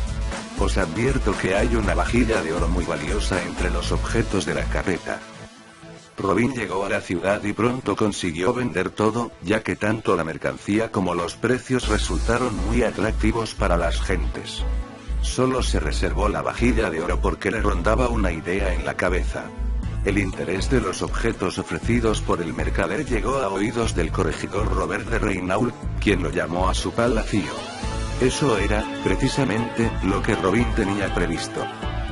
Cuando el mercader traspasó las puertas de la mansión del corregidor, ya nada quedaba de su mercancía, salvo la valiosa vajilla. Así se lo comunicó al señor, a quien por respeto al cargo que ostentaba se la ofreció como regalo. Robert de Reynaud, con ojos codiciosos, aceptó el obsequio e invitó al generoso mercader a cenar en su palacio aquella noche. Hugo de Reynaud, huésped de su hermano por aquellos días, también estaría presente en el banquete. Robin obtuvo interesante información, que era lo que pretendía, en el palacio de Robert de Reynaud. Supo que el precio por su captura o muerte era ya elevadísimo. Supo también que se preparaba una incursión a Sherwood, dirigida por Guy de Gisborne. Tras la cena y el insistente agradecimiento, el humilde mercader se despidió de los hermanos Reynaud y abandonó la ciudad. Por la mañana, los sirvientes del corregidor encontraron un pergamino con el siguiente mensaje: Robin Hood da sus más sinceras gracias al corregidor y a su ilustre hermano. Y queda a la espera de poderles corresponder de la misma forma en el bosque de Sherwood. La cólera de los hermanos Reynaud fue mayúscula. Los dos juraron odio eterno a Robin Hood y no descansar hasta verle muerto. Robin llegó a Sherwood muy satisfecho por haber quedado al corriente de lo que se tramaba contra ellos y, así, tener tiempo para prepararse. El pobre alfarero había muerto. Había dejado el nombre y la dirección de su hija, a la que poco después le fue entregado el dinero obtenido por la mercancía. Unos días más tarde, los vigías de Sherwood vieron avanzar a los soldados de Guy de Gisborne. corrieron a avisar a Robin Hood y este dio las órdenes convenientes. Se trataba de que todos permanecieran escondidos pacientemente en la espesura. No debían hacer ningún ruido. Los soldados se internaron en el bosque, pero ni rastro de Robin Hood y los suyos. El más absoluto silencio los acompañaba en la búsqueda. Llegó la noche y se detuvieron en un claro. Allí hicieron una gran hoguera y establecieron los turnos de vigilancia. Al amor del fuego, los hombres empezaron a charlar de forma animada. Cuando callaban, oían sobrecogidos los ruidos del bosque. Aquello les hacía seguir despiertos a pesar del cansancio que sentían tras la dura jornada. La conversación iba decayendo y muchos empezaban a quedarse adormecidos, rendidos por el sueño. Era ya bien entrada la madrugada. De pronto empezaron a oírse extraños ruidos, y los intranquilos hombres de Gisborne se despertaron sobresaltados. Ahí poco vieron entre los árboles unas sombras blancas semejantes a duendes o fantasmas. Espantosas carcajadas, que parecían salir de ultratumba, acompañaban estas terroríficas visiones. Los hombres, bien juntos, con los pelos de punta y temblando de pavor, tuvieron que sufrir aún que un grupo de estos fantasmas se abalanzaran sobre ellos y empezaran a molerles a palos. Los confundidos soldados huyeron despavoridos en medio de la oscuridad de la noche y deambularon por el bosque hasta que, al amanecer, lograron alcanzar la salida. Sobra explicar que los fantasmas venidos del otro mundo eran Robin y sus hombres. Todo había sido una genial idea del héroe de Sherlock. El suceso corrió como la pólvora por toda la comarca. Y la expedición de Gisborne fue motivo de burla para las gentes del lugar. Capítulo 9. Llegan noticias sobre el rey. Había pasado mucho tiempo desde que Ricardo Corazón de León partiera a las cruzadas. Inglaterra había cambiado mucho bajo la regencia del príncipe Juan y no se tenían noticias del rey. Cuando todos pensaban que habría muerto en la lucha contra los infieles, se supo que el legítimo rey de Inglaterra estaba vivo, aunque prisionero del rey Enrique de Alemania. Ricardo Corazón de León fue detenido por soldados de Leopoldo de Austria y posteriormente entregado al rey Aylmer. En el momento de su detención iba acompañado de su buen amigo el príncipe David de Huntington, futuro rey de Escocia, conocido como Sir Kenneth. Sir Kenneth intentó defender a su rey y cayó gravemente herido. Los soldados austríacos prendieron a Ricardo y abandonaron a su amigo, dándolo por muerto. Sin embargo, Sir Kenneth se salvó gracias a un campesino que lo encontró y lo llevó a su choza, donde se restableció por completo. Consciente de la gravedad del asunto, Sir Kenneth, nada más recuperarse, centró todos sus esfuerzos en conseguir la liberación del rey Ricardo. Por ello, se dirigió a Roma para interceder ante el sumo pontífice. Allí se enteró de que Ricardo no estaba en Austria, sino en Alemania, y que el rey Enrique había pedido un fuerte rescate por su liberación.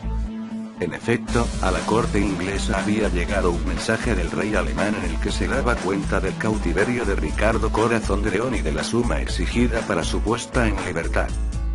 Juan Sin Tierra, ante la reina madre y la esposa de su hermano, declaró que pondría todo su empeño en recaudar fondos, por medio de más impuestos, para salvar a Ricardo, ya que las arcas del reino no disponían de esa exorbitante cantidad. Yo venderé mis joyas, Juan, dijo la reina madre, para restituir en su trono al legítimo rey de Inglaterra. En cuanto a la recaudación de impuestos, solo te pido que no se haga recaer todo el esfuerzo sobre los humildes. Son los señores, normandos y sajones, los que más deben y pueden aportar. Toda Inglaterra condenó sin reservas la acción del rey Aylmer. En general, la gente del pueblo fue la que se sintió más afectada. Veía alejarse la posibilidad de que cambiara su situación con la vuelta del buen rey. Comenzó por todo el país la recaudación de impuestos en favor de Ricardo Corazón de León. Era la gente humilde la que pagaba con mayor satisfacción. Sentía que colaboraba con una causa justa. Tenía la certeza de que su suerte cambiaría si se conseguía la liberación del rey. Se logró recoger una suma respetable entre los impuestos y la venta de las joyas de la reina. Aún así, no se alcanzaba la cantidad exigida por el rey Enrique. Juan Sin Tierra, reunido con sus incondicionales, no tenía dudas sobre los pasos que se habían de dar. Se seguirán recaudando impuestos en favor de mi hermano, pero ese dinero jamás llegará al rey alemán. Ricardo no conseguirá nunca su libertad. Pasó el tiempo y la gente empezó a cansarse de pagar tributos bajo el pretexto de liberar al rey. Había un hecho claro: el rey seguía cautivo. El príncipe Juan no daba explicaciones a nadie y existían serias dudas sobre sus verdaderas intenciones. La reina madre comenzó a dudar de la labor que estaba realizando el príncipe para liberar al rey. Algunos rumores que habían llegado a sus oídos y su propia intuición le decían que Juan sin tierra prestaría un flaco servicio al desdichado Ricardo. Así pues, mandó a Lady Di que viajara a Escocia y esperara allí a su prometido David de Huntington, del que desconocían su paradero. Quizá desde Escocia tengáis que prestarnos ayuda si Juan llega a usurpar la corona a su hermano, dijo la reina madre. Berengaria permanecerá conmigo a la espera de acontecimientos. Mientras tanto, David de Huntington, Sir Kenneth, consiguió que el Papa mediara ante el rey Enrique para que Ricardo Corazón de León fuese liberado. El rey alemán recibió una dura reprimenda del pontífice y no pudo negarse a obedecer. El rey de Inglaterra quedó libre a pesar de que su propio hermano había intentado evitarlo. A los pocos días, Ricardo y Sir Kenneth se reunían emocionados en Roma. Tras un efusivo abrazo, el rey pidió a su amigo que le contara todo lo que supiera de Inglaterra. Majestad, envía un mensajero y tengo noticias recientes. La reina madre y vuestra esposa se encuentran bien. Vuestra prima Edith me espera en Escocia. Espléndido.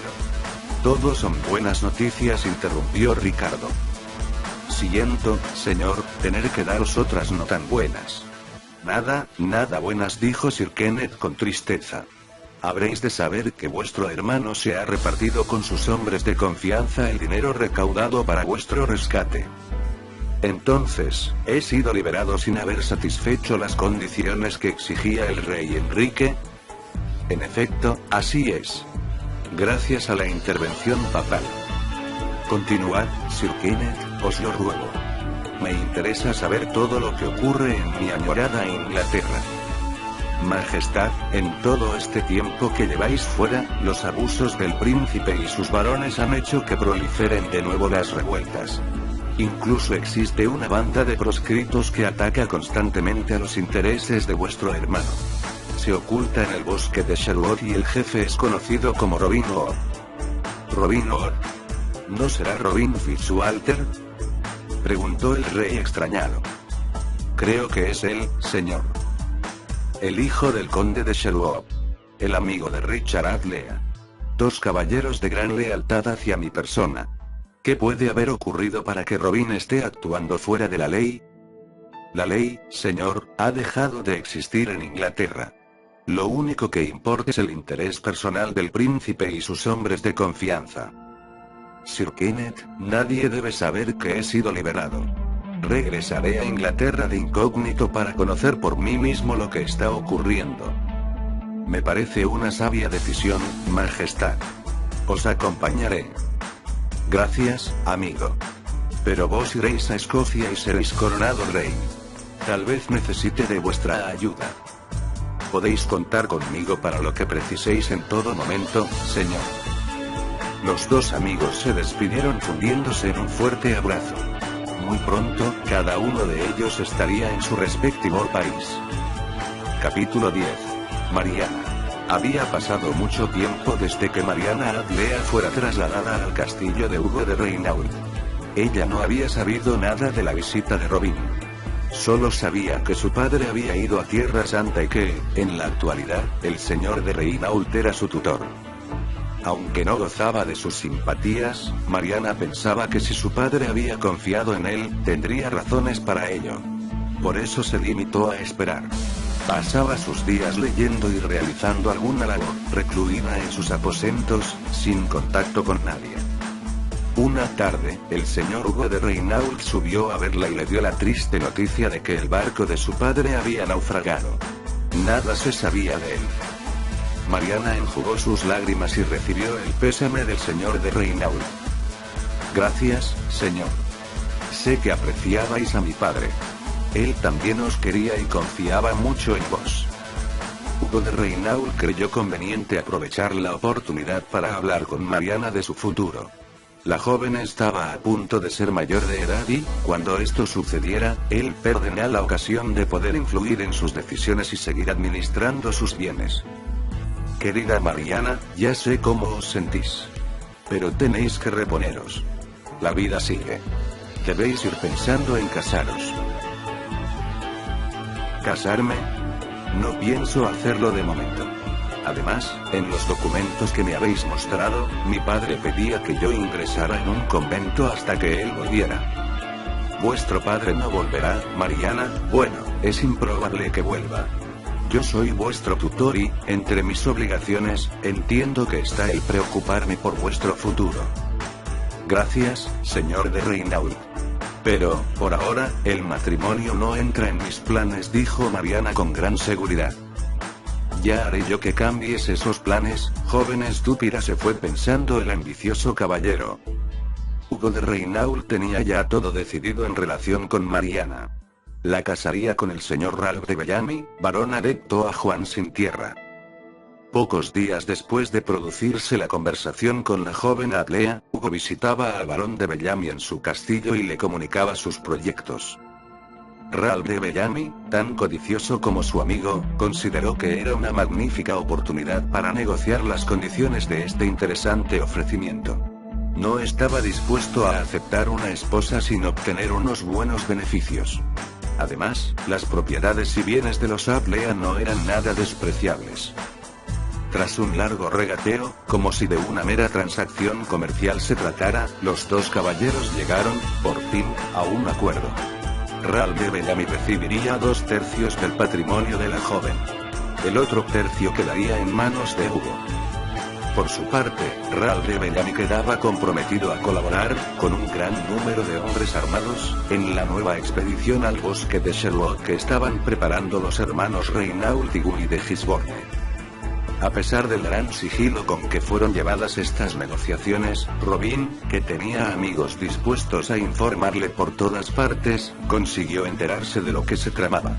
Solo tenía que esperar a entrar en acción para salvar a Mariana y dar su merecido a esos caballeros sin escrúpulos que actuaban como auténticos bribones. Hugo de Reinault decidió que fuera Guy de Gisborne el encargado de trasladar a Mariana hasta el castillo de Ralph de Bellamy, donde se celebraría el matrimonio. Irían protegidos por una fuerte escolta. Todo había de hacerse con rapidez, ya que faltaban apenas 2 meses para que la joven llegara a su mayoría de edad. Nada podía fallar. Llegó el día señalado, y Guy de Gisborne y Hugo de Reinault entraron en las dependencias reservadas a la joven. Mariana, hoy iréis a conocer a vuestro pretendiente, el barón Ralph de Bellamy. ¿Y cómo? ¿El señor de Bellamy? Preguntó incrédula. Nunca será mi esposo. No me interesa conocerlo. Su fama en toda la comarca es suficiente para mí. No quiero casarme, y menos con ese cruel caballero. Ingresaré en un convento. Ese es mi deseo. Os casaréis con Ralph de Bellamy, queráis o no queráis, gritó con violencia el señor de Reinault. Vamos, Mariana, intervino Guy de Gisborne. Yo os conduciré al castillo de vuestro prometido. Conmigo estaréis a salvo. La boda se celebrará dentro de 3 días, anunció Hugo de Reinault. Yo saldré mañana. Seré vuestro padrino, como me corresponde. Mariana no pudo oponerse más. Se vio obligada a obedecer. En ese momento entendió quién era en realidad el señor de Reinault. Su amistad con Guy de Gisborne despejaba cualquier duda. Este siempre había sido un claro partidario del príncipe Juan. Seguramente, su padre desconocía este importante detalle. Ahora estaba segura de que ese caballero estaba implicado también en su muerte. Mariana era conducida sin remedio a casarse con un miembro de este grupo. Para ella era terrible por lo que significaba de traición a su padre y al legítimo rey de Inglaterra, Ricardo Corazón de León. Comenzaba ya a atardecer cuando la comitiva de Guy de Gisborne se vio interceptada por un grupo de hombres. El caballero dio orden de retroceder hasta la aldea que acababan de dejar atrás. Unos metros más allá, otro grupo, encabezado por Robin Hood, le aguardaba lleno de furia. Se dirigió, lanza en ristre y a todo galope, contra él. Robin esquivó la embestida y Guy de Gisborne rodó por el suelo. Se incorporó con rapidez y, empuñando su espada, se acercó con paso decidido hasta el héroe de Sherwood. Robin le esperaba pacientemente blandiendo su poderosa arma. El duelo fue un verdadero espectáculo para todos los presentes. Ambos eran hábiles y valientes luchadores y utilizaron todos sus recursos. Guy de Gisborne combatía en mejores condiciones, ya que su armadura lo hacía prácticamente invulnerable. Pero, precisamente, de esto logró sacar partido Robin. Él estaba más desprotegido, pero tenía mayor libertad de movimientos. Con su gran destreza consiguió acertar con su espada en los escasos flancos sin parecer que presentaba su enemigo. Robin hirió gravemente a Guy de Gisborne. En cambio, solo sufrió pequeños rasguños. Cuando los hombres de Gisborne vieron a su jefe tendido en el suelo y con heridas tan considerables, lo recogieron y emprendieron la huida, sin ocuparse de Mariana Adlea, principal objetivo de su misión. Mariana, después de tanto tiempo, no había reconocido a Robin durante el combate. Grande fue su sorpresa al reconocer al amigo de su infancia en aquel paraje. Los dos se abrazaron con cariño y se encaminaron a Sherwood. Allí tuvieron una larguísima conversación. Los jóvenes se contaron todo lo que sabían sobre los sucesos ocurridos en el país durante los últimos años y se confesaron sus sospechas y certezas. Mariana se quedó a vivir en el bosque de Sherwood. Empezó a ayudar al padre Tuck. En poco tiempo se ganó el corazón de los niños y de todos los allí refugiados. Capítulo 11. Una doble liberación. Robin y Mariana aprovechaban los ratos libres para pasear por el bosque, a pie o a caballo, y disfrutar de las maravillas de la naturaleza. Mariana también practicaba con el arco y logró convertirse en una experta tiradora. Pero una noticia vino a cambiar la tranquilidad de Sherwood. Una persona de la ciudad de Nottingham vino a informar a Robin de que se preparaba un nuevo ataque contra él. La expedición estaba organizada por los hermanos Reinault y en ella participarían Ralph de Bellamy, el frustrado pretendiente de Mariana, y Guy de Gisborne, ya restablecido de sus heridas. Robin hizo sonar inmediatamente el cuerno de caza con el que convocaba a sus hombres bajo el roble centenario. Era necesario que conocieran detalles sobre esta ofensiva. Sabía que esta vez sus enemigos prepararían a conciencia la incursión en Sherwood. Ellos tendrían que organizarse y repeler la agresión. Estaba claro que los atacantes no habrían olvidado las numerosas humillaciones y querrían vengarse de una vez por todas. Robin y los suyos sabían que la situación era delicada. Robin decidió que uno de los suyos debería infiltrarse en el castillo de Hugo de Reinault para obtener información de Brian Raman. El elegido para esta misión fue Much, hombre de absoluta confianza de Robin y que, por su aspecto, bien podía hacerse pasar por sirviente en la casa del noble. Much llegó a la ciudad y se presentó en el castillo del señor de Reinault bajo el pretexto de ser sobrino de uno de los cocineros, que a la sazón se encontraba realizando compras en una feria cercana. Todo salió a la perfección y Much consiguió llegar hasta las cocinas del caballero sin obstáculo alguno. El impostor se movió sin problemas por el castillo.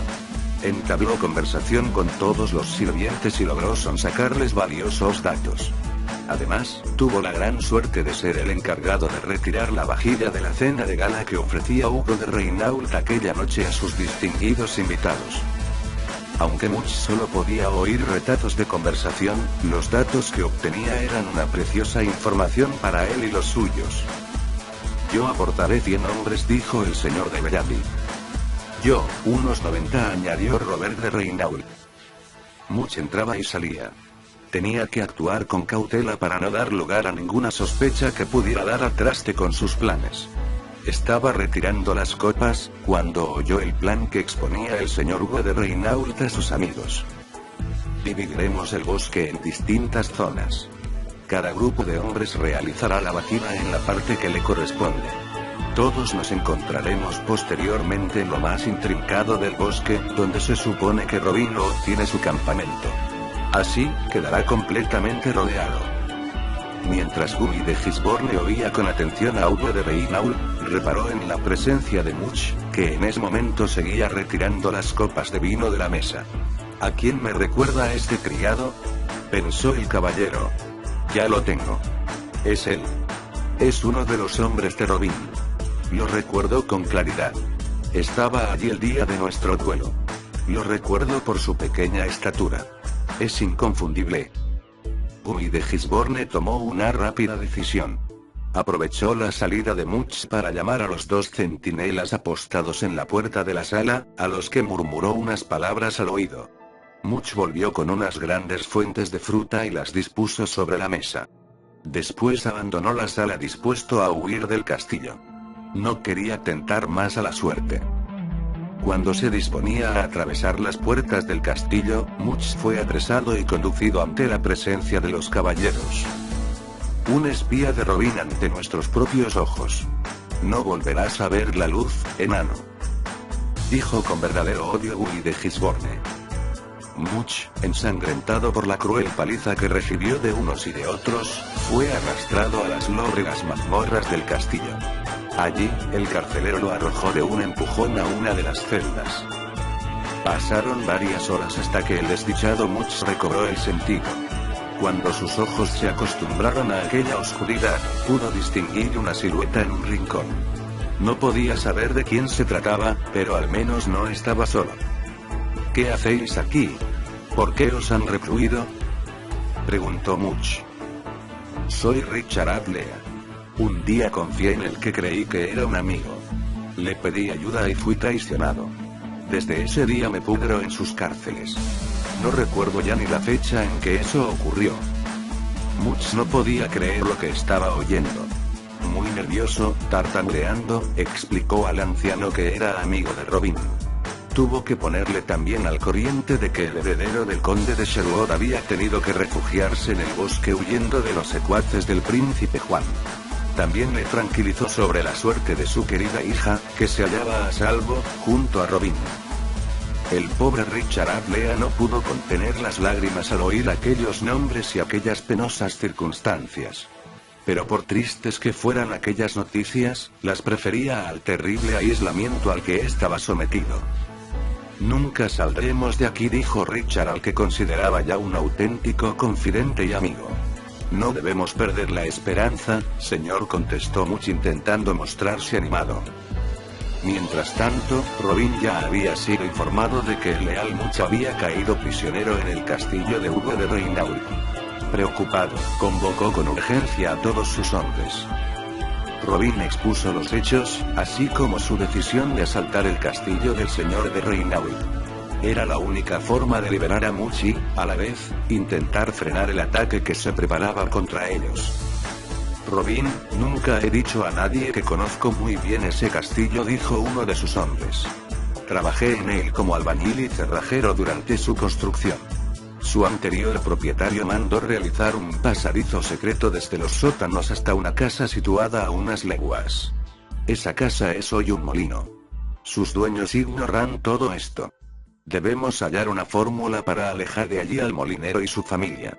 Yo os conduciré hasta las celdas. Se preparó minuciosamente la arriesgada operación. 3 de ellos, haciéndose pasar por mercaderes, llegaron al molino y pidieron que les dejaran descansar antes de proseguir su largo viaje. Fue tal la hospitalidad brindada por aquellas gentes, que los falsos mercaderes les invitaron a distraerse un poco en una taberna próxima. Robin, el cerrajero y 4 hombres más se internaron en el pasadizo. Cubrieron la larga distancia que separaba el molino del castillo, hasta llegar ante una puerta que el hábil cerrajero forzó con una ganzúa. La herrumbrosa cerradura saltó y se encontraron junto a la antesala de las mazmorras. Allí dormía el carcelero ajeno a todo. Rápidamente lo ataron y amordazaron. Le arrebataron el manojo de llaves de las celdas y, con gran sigilo, las fueron recorriendo hasta localizar al desdichado Much. El prisionero estaba tan débil que no podía andar por sí mismo. Robin lo sujetó con sus brazos y Much, antes de perder el sentido, pudo decir a su jefe con un hilo de voz: «Ocúpate de mi compañero de celda. Te sorprenderás». El anciano al que liberaron tampoco podía dar un paso por sí solo. Cargaron con él y recorrieron de vuelta el largo pasadizo. Much recuperó la conciencia y explicó a su jefe quién era el anciano caballero. Llegaron a Sherwood. Robin se adelantó para anunciar a su amiga la feliz noticia. Mariana, sin poder contener el llanto, se aferró a su padre. Los dos, entre lágrimas, se fundieron en un gran abrazo.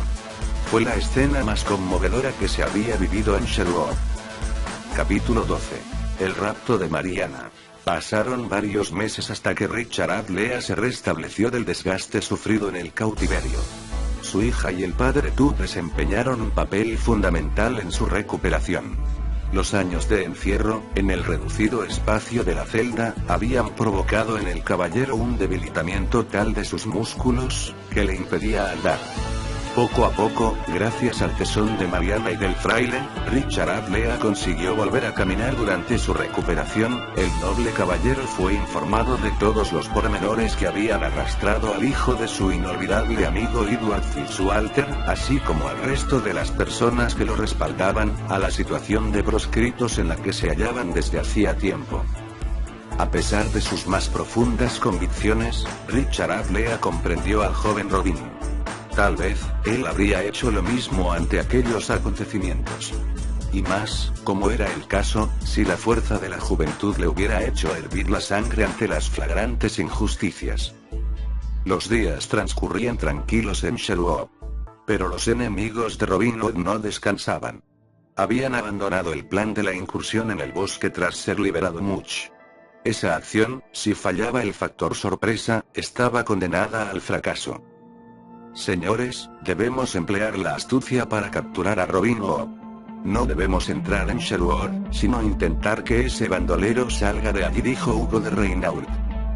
Ha salido muchas veces y no hemos conseguido nada, dijo Ralph de Bellamy. Debemos llevar a cabo nuestro proyecto. Escuchadme, caballeros. Tengo una idea que puede dar frutos. Como sabéis, Mariana vive ahora en ese bosque. Si logramos apoderarnos de ella, él saldrá a buscarla y caerá en nuestras manos. Son amigos desde niños y tal vez lleguen a casarse pronto. Debemos evitarlo a toda costa, dijo de Bellamy indignado. Así es, amigo, continuó Hugo de Reinault. Tengo a 2 hombres que simularán unirse a la banda de Robin. Después de un tiempo, aprovecharán cualquier descuido para raptar a la joven y traerla hasta aquí.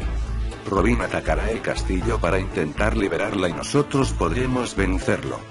Todas nuestras fuerzas estarán concentradas aquí. No fallaremos. Seremos más que ellos. Todos los caballeros se convencieron del plan urdido por Hugo. A los pocos días, los vigilantes de Robin encontraron, en uno de los caminos lindantes al bosque, a 2 hombres tendidos en el suelo.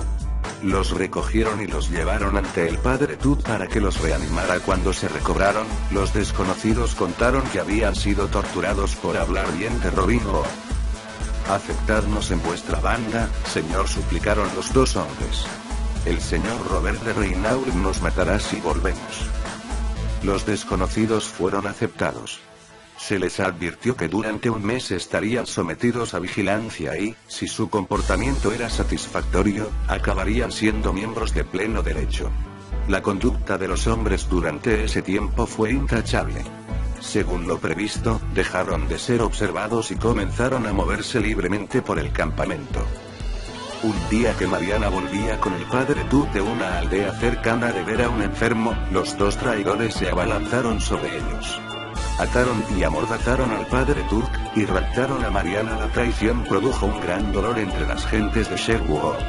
Nunca les había sucedido nada igual. Pero estaba claro que los enemigos de Robin utilizarían cualquier arma contra él. Además, eran muy ricos y podían pagar a gente que actuara por dinero. Robin reunió a todos sus hombres. Ya sabía que Mariana se hallaba en el castillo de Hugo de Reinault, como antes había sucedido con Much y Richard Adlea. Debían trazar minuciosamente el plan que les permitiera conseguir su liberación. Estaban discutiendo cómo realizar el ataque al castillo, cuando los vigilantes advirtieron que un caballero se acercaba al galope. A los pocos minutos, un misterioso caballero apareció ante ellos. Robin sujetó las bridas del caballo. ¿Quién eres que te interpones en mi camino?, preguntó. ¿Acaso no sabéis que en Sherwood no se puede entrar sin mi autorización? ¿Por qué habéis elegido este camino? Me encuentro frente a Robin Hood y los suyos. Me habían advertido sobre este peligro, pero deseaba conocerlos y conocer las razones que les han llevado a enfrentarse a los normandos. Pero vos lleváis escudo y armas normandas, dijo Robin, muy impresionado por la misteriosa figura y por la seguridad de su tono. Lo soy, joven. Pero no debes considerarme un enemigo por el momento. Deseo conocer los motivos que os han llevado a enfrentaros al príncipe Juan. Si me parecen razonables, podéis contar conmigo. Si no es así, os combatiré. Durante algunas horas, Robin contó su historia al desconocido. Este escuchó con gran atención y después pidió a Robin que le dejara descansar un rato para meditar su decisión. Os ayudaré, anunció el caballero poco después. Vuestras razones me han convencido. Estoy a vuestras órdenes. Todos aplaudieron calurosamente y Robin expuso el plan que había ideado para liberar a Mariana. Algunos entraremos en el castillo por el pasadizo secreto. Desde el sótano subiremos hasta la habitación en la que se encuentra Mariana, y Much será el encargado de ponerla a salvo. A continuación, haremos bajar el puente levadizo para que entréis en el castillo todos los demás. Debemos conseguir prender fuego al castillo y dispersar a todos los soldados. Solo así viviremos tranquilos y en paz durante algún tiempo. Esa misma noche iniciaron la arriesgada operación. Robin, Much y algunos hombres más entraron por el pasadizo hasta llegar a los sótanos del castillo. Pero el carcelero se puso a gritar y dio la voz de alarma. Lograron amordazarle y subieron al piso superior. Allí encontraron a 4 guardias, alertados por las voces. Se inició un breve combate, suficiente para que los ruidos llegaran a oídos de Guy de Gisborne. Este corrió a la habitación de Mariana y se encerró con ella dentro. El contratiempo hizo que Robin tuviera que improvisar un nuevo plan. 2 hombres quedarían ante la puerta. Much trataría de alcanzar la ventana del aposento de Mariana para intentar entrar. Él y los demás hombres se dirigirían hasta el puente levadizo. Al cruzar el patio, Robin y los suyos tuvieron que enfrentarse a 20 soldados bien armados. Los redujeron con bastante rapidez y comenzaron a hacer descender el puente para permitir la entrada de los demás. En ese mismo momento aparecieron ante ellos los hermanos Reinault y Ralph de Bellamy escoltados por un grupo de soldados. Todas las fuerzas del castillo estaban allí concentradas. Se libró un encarnizado combate en el que murieron los 3 caballeros y muchos de sus soldados. Otros emprendieron la huida ante el arrojo de Robin y sus hombres. Faltaba ahora la liberación de Mariana. Se dirigieron hasta la estancia en la que Guy de Gisborne se mantenía pertrechado. A través de la puerta, Robin pidió al caballero su rendición. «Dejadme salir o acabaré con Mariana», dijo. Pero, en ese momento, Robin era informado de que Much estaba a punto de introducirse en la habitación. Dio la orden de que lo hiciera justo cuando de Gisborne abriera la puerta. «Está bien. Nada podemos hacer. Vos ganáis», dijo Robin. Se abrió la puerta. Apareció de Gisborne escudado tras la joven. Entonces, Much hizo prisionero al cruel varón. La alegría de todos fue inmensa. Pero entonces, de Gisborne se revolvió contra Much, y este no tuvo más remedio que utilizar su espada. El caballero quedaba mortalmente herido. Capítulo 13. Días de Ailseis ría en el bosque de Sherwood. El asalto al castillo de Hugo de Reinault había sido un rotundo éxito. Una vez puestos en fuga sirvientes y soldados, los hombres de Robin cargaron con todo lo valioso que había dentro y provocaron el incendio de la fortaleza. Así no volvería a ser utilizada contra ellos por otros adeptos del príncipe Juan. Había algo, no obstante, que asombraba a Robin. Cuando abandonaron el castillo en llamas, había buscado al misterioso caballero que se había unido a la arriesgada expedición. Ni rastro de él. Nadie recordaba haberlo visto en los últimos momentos. La tranquilidad era absoluta en Sherwood. Los principales enemigos de los allí refugiados habían sido eliminados. Aún así, Robin Hood y los suyos sabían que no podían bajar la guardia.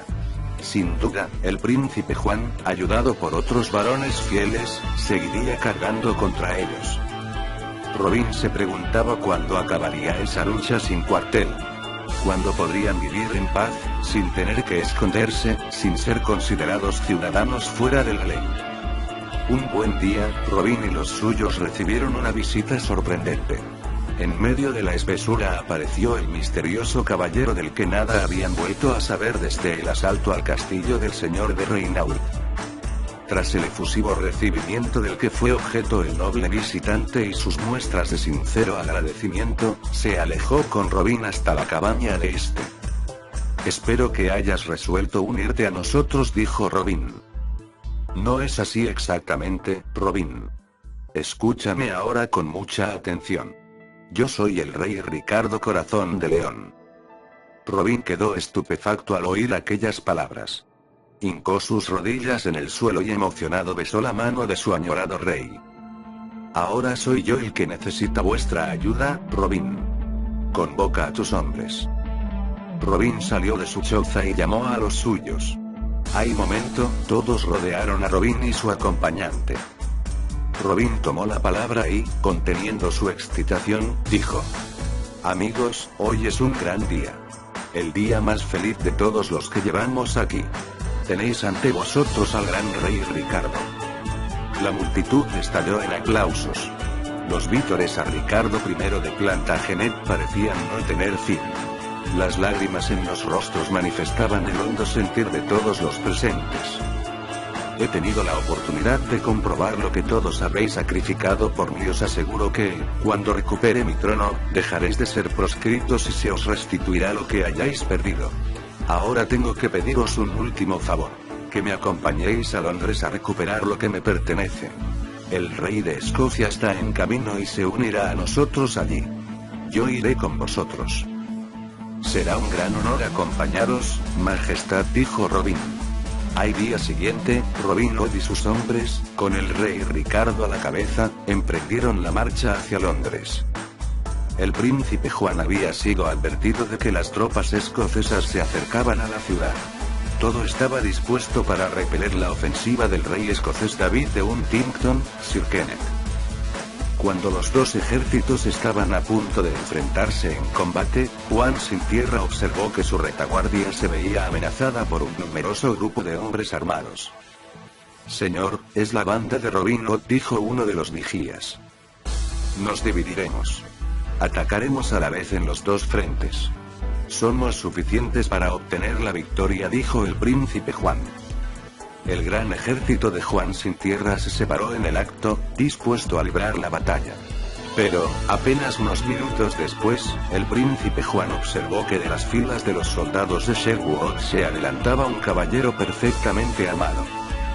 «Detener el combate», gritó el extraño caballero. «¿Por qué tenemos que obedecer esa orden?», preguntó indignado Juan Sin Tierra. «Porque soy el rey Ricardo, vuestro hermano». En ese momento, en medio de un silencio sepulcral, Ricardo Corazón de León desmontó de su caballo y, despojándose del casco, dejó al descubierto su inconfundible rostro. Todos lanzaron vivas al rey, unidos en un único clamor que se elevaba hasta el cielo. «Perdonadme, hermano», dijo el príncipe Juan. «¿Cómo iba yo a sospechar que vos...? Pensé que se trataba de otro ataque de Robin Hood, que el rey de Escocia lo apoyaba. ¿Cuántos errores habéis cometido, Juan? Os dejé un reino en paz. Confié en vos, me legáis un país insatisfecho, enfrentado. Desde este instante quedáis desterrado». A Ricardo Corazón de León se le humedecieron los ojos. Se sentía decepcionado, traicionado por su propio hermano. Nunca debió dejar el reino en sus manos.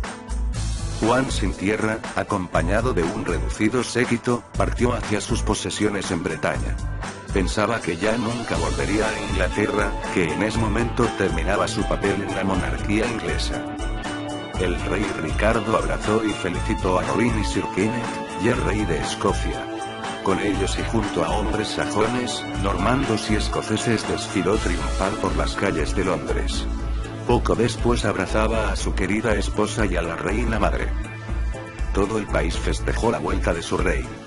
Ricardo Corazón de León proclamó la igualdad entre normandos y sajones, y reintegró sus bienes a los desposeídos. Los varones normandos aprobaron estas medidas, cansados ya de tantos años de lucha. Robin Hood fue nombrado conde de Nottingham y le fue restituido el título y la herencia legados por su padre. Los miembros de la banda de Robin volvieron a las tareas que un día tuvieron que abandonar en pos de la justicia y de una existencia pacífica. Algo que habían logrado, después de tanto tiempo, gracias a la vuelta del buen rey. Richard Atlea y su hija Mariana, tras los sufrimientos pasados, volvían a vivir juntos y en paz en el castillo familiar. Los sucesos vividos perdurarían por siempre en su memoria. Poco tiempo después, Robin planteaba a su querido Richard Atlea una importante cuestión. Señor, deseo pediros la mano de vuestra hija. Solo el cielo sabe lo que siento al escuchar tu petición, hijo. Erais unos niños cuando tu padre y yo soñábamos con ello, dijo conmovido el anciano caballero abrazando a Robin. 2 meses más tarde se celebró la boda de Mariana y Robin. La ceremonia fue oficiada por el emocionado padre Tuck. Asistieron el rey y su esposa Berengaria, la reina madre, el rey de Escocia y su esposa, los principales varones ingleses y todos los miembros de la banda de Sherwood. El rey Ricardo aprovechó la ocasión para recordar la importancia de las acciones llevadas a cabo por aquellos hombres y mujeres, y volvió a reiterar públicamente su reconocimiento. La alegría reinó durante los 3 días que duró el banquete. Los invitados brindaron por la felicidad de los recién desposados, a los que todos querían como a sus propios hijos. Capítulo 14. La última flecha de Robin. El rey Ricardo nombró consejero de la corona a Robin Hood. Muy pronto necesitó oír sus opiniones sobre un grave asunto: una posible declaración de guerra a Francia. El rey francés no cesaba en sus instigaciones, y el buen rey inglés había presentado ya una protesta formal en la corte francesa. Si Felipe de Francia se disculpaba, el asunto quedaría olvidado.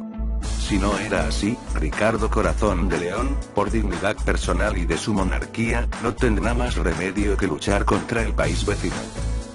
Las gestiones diplomáticas ante el rey Felipe fracasaron y Ricardo I se vio en la obligación de declararle la guerra. Robin quería acompañar a su rey en aquella campaña. Pero el rey no aceptó el ofrecimiento. Permaneceréis aquí, Robin. Mi esposa será la regente, y vos, su consejero más cercano. Necesito que me proporcionéis todos los hombres que podáis para nutrir mi ejército. Lo que ordenéis, Majestad. Pocos días después, Ricardo Corazón de León partía hacia Francia. Aquella guerra inspiraba a Robin muchos temores. Sentía miedo por la vida del rey de Inglaterra. Las primeras noticias sobre la campaña fueron esperanzadoras. Se cosecharon grandes victorias. Las tropas inglesas estaban eufóricas. En Inglaterra, la alegría era desbordante. Pero los avatares del destino hicieron que una flecha hiriera mortalmente al rey Ricardo en el asalto a una fortaleza. Los soldados ingleses retiraron el cuerpo de su rey del campo de batalla y emprendieron la retirada. La trágica noticia sumió en el más profundo dolor a todo el pueblo de Inglaterra. Tras los funerales del rey Ricardo, se reunió el Consejo de la Corona. La línea dinástica tenía continuidad en el hermano del rey, en Juan sin tierra, ya que Ricardo I no había tenido descendencia. A pesar de las pocas simpatías con las que contaba el príncipe Juan dentro del consejo, ninguno de sus miembros manifestó voluntad por cambiar el orden sucesorio. Así, Juan sin tierra fue proclamado rey de Inglaterra. La primera medida del nuevo rey fue cesar de forma fulminante a todos los miembros del Consejo de la Corona. Precisamente a aquellos hombres que, por lealtad a la monarquía, lo habían entronizado. Estos fueron sustituidos por sus amigos más íntimos. Apenas un mes después de su coronación, Juan sin tierra abolía todos los privilegios y libertades decretados por su hermano. Deseaba un poder sin límites. Esto provocó fuertes protestas. La mayoría de los nobles se rebeló contra las medidas del rey, quien solo favorecía a sus adeptos más cercanos. A causa de las revueltas y para que fuera acatada su autoridad, el nuevo rey decidió confiscar los feudos de la nobleza y publicar una larga lista de proscritos. Entre ellos se encontraba, por supuesto, el conde de Nottingham. «Tendremos que volver a Sherwood», Mariana dijo Robin. El bosque de Sherwood volvió a convertirse en un lugar de encuentro para los descontentos con el poder autoritario de Juan sin tierra. Pero en esta ocasión, Robin Hood fue seguido no solo por campesinos, artesanos y servidores, sino por un gran número de caballeros, tanto sajones como normandos. El acoso a los refugiados en Sherwood volvió a ser la principal ocupación de Juan sin tierra. De la misma forma, Robin Hood tuvo que volver a organizar su banda, ahora bien numerosa, para repeler los continuos ataques enemigos. Pero el rey Juan y sus seguidores tenían a Robin en el punto de mira. Pensaban que si acababan con él, acabarían con la mitad de los problemas. Un día llegaron al bosque dos buhoneros. Entre sus variadas mercancías había preciosas telas. Los vigilantes realizaron el estricto control acostumbrado y no encontraron nada sospechoso. Sabían que las mujeres tenían problemas para adquirir tejidos con los que confeccionar sus ropas, así que los dejaron pasar. Pensaron, sobre todo, en lo feliz que se pondría Mariana. Y así fue. Mariana y el resto de las mujeres de Sherwood rodearon a los buhoneros que mostraban aquellas maravillosas telas y las extendían sobre otros valiosos objetos. De repente, uno de los mercaderes tomó en sus manos una cimitarra artísticamente labrada. Todos admiraban la extraña arma oriental cuando, en un santiamén, el desconocido la desenfundó y la clavó varias veces en el cuerpo de Mariana. Esta cayó al suelo mortalmente herida. El pánico cundió entre todos los presentes. Los que pudieron entrar en acción persiguieron al buhonero que echó a correr por la espesura. Robin acudió en primer lugar a auxiliar a su esposa y, al ver el estado en el que se enconaba, decidió ir tras el asesino. Lo alcanzó con una de sus flechas cuando estaba acurrucado bajo un árbol. La flecha atravesó el hombro del buhonero y lo dejó clavado al tronco. Allí lo capturaron. Robin miró su cara y lo reconoció de inmediato. Era John de Bellamy, el hermano de Ralph. Todo Sherwood veló esa noche el cadáver de Mariana. Robin, arrodillado ante su esposa, no paraba de llorar. No había consuelo para él. Al día siguiente, Mariana recibió cristiana sepultura. El padre Tut fue el encargado de realizar el oficio religioso, como lo había hecho también en la ceremonia de su boda. El dolor y la consternación de los proscritos de Sherwood era inmensa. Tras el triste acontecimiento, algunos de los hombres de Robin trasladaron a los dos prisioneros hasta el pie de la muralla del castillo de Ralph de Bellamy donde, desde la muerte de este, vivía John. Allí, los dos falsos buhoneros fueron ahorcados. Desde aquel funesto día, Robin no volvió a ser el mismo. La melancolía que inundaba su alma se apoderó también de su cuerpo. Estaba tan débil, que su fiel Johnny le propuso acompañarle hasta algún lugar donde pudiera descansar. Robin aceptó pedir cobijo a su tía Margaret, abadesa de un monasterio. En aquel lugar estaría seguro y podría recuperar su salud. Aunque el dolor que sentía en el alma fuera incurable. En las jornadas que duró el viaje, Robin agotó sus escasas fuerzas. A partir de ahí quedó postrado en el lecho de una celda, vigilado día y noche por su leal amigo. De nada sirvieron las pócimas que le fueron administradas. Su estado no mejoraba. Un día llegó a las puertas del monasterio un médico que pidió posada para pasar la noche. La tía de Robin le rogó que visitara a su sobrino, que se hallaba inconsciente desde hacía varios días. El desconocido, al ver al enfermo, aseguró que el único remedio para acabar con su mal era efectuar una sangría.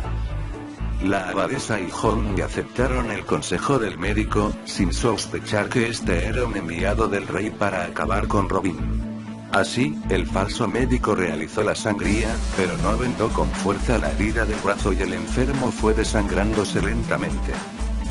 Media hora más tarde, Robin, como en sueños, pidió a su amigo que le incorporara en el lecho y le acercara su arco y sus flechas. John le obedeció sin poder contener las lágrimas. Amigo mío, voy a reunirme con mi dulce Mariana, decía Robin con un hilo de voz. Entiérrame donde caiga esta flecha. Y con un gran esfuerzo, Robin tensó el arco y disparó su última flecha. Esta salió a través de la ventana de la celda y fue a clavarse en el prado que rodeaba el monasterio. John vio horas y horas la muerte de su amigo. Después cavó la fosa en el lugar en el que había caído la flecha y lo enterró. Así acabó sus días Robert Fitzwalter, conocido como Robin Hood, héroe de los proscritos del bosque de Sherwood. Nota sobre la obra.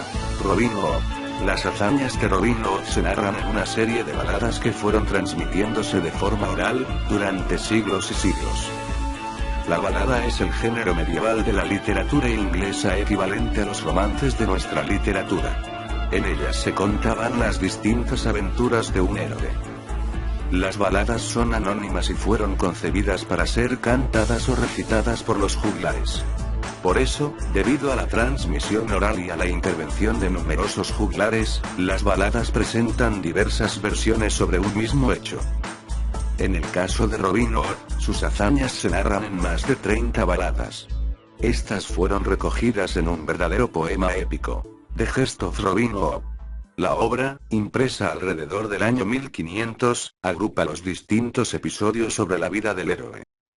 A lo largo del tiempo, las andanzas de Robin Hood han inspirado obras literarias como es el caso de Ivanhoe, y 8 y 9, de Walter Scott.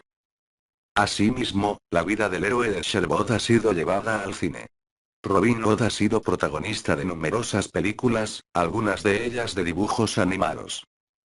A este personaje también se le conoce en España con el nombre de Robin de los Bosques.